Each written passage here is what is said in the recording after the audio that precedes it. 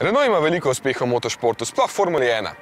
In Francozi so bili v zadnjem desetletju kar 5-krat dobavitelj pogonskih agregatov za zmagovalne ekipe na veliki nagradi Monaka.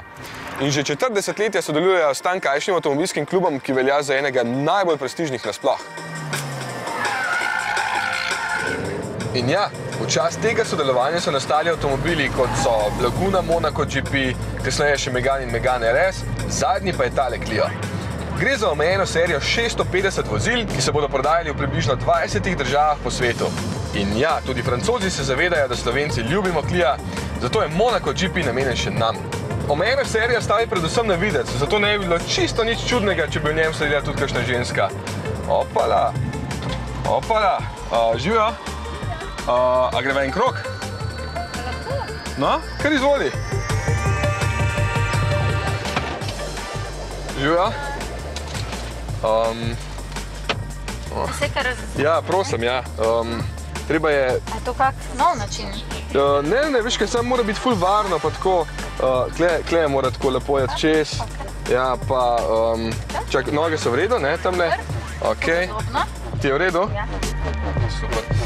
Ja, neč, pa opeva, no?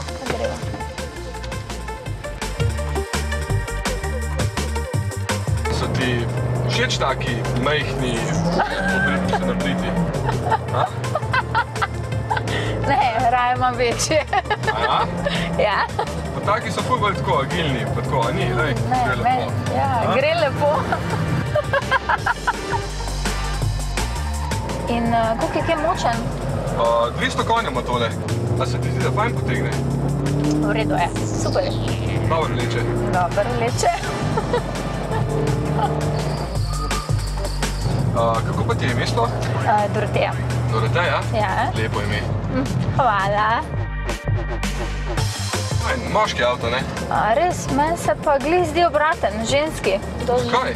Ne vem, toliko mehen, cute. Aha. Ja. Jaz sem pomislil, da je tak, da sem tako malo bolj tak. Zdaj smo pa že skoraj pri meni, veš, tako da ti lahko ustaviš, ja, jaz grem tukaj ven. Lepo se mej. Hvala ti. Lepo se postavi. Se pol slišva, ne? Zdaj vem, kje si doma. Čau, čau. Dio. To je pa bilo kar v redu, ja? Vidite, kakšne fajn punce srečaš s takšnim avtom. Krasno, prav polepšale mi je dan. Joj, pozabil sem povedati, da ima tale še RS monitor tukaj. Mer pospeške bočne do 100 000 evrov stane, ni da ni.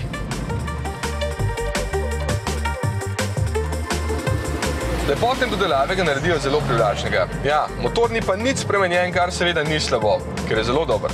1,6 litra ima in 147 kW, 200 konjev. Super vleče, čeprav še zdaleč nima karakterja kot stari.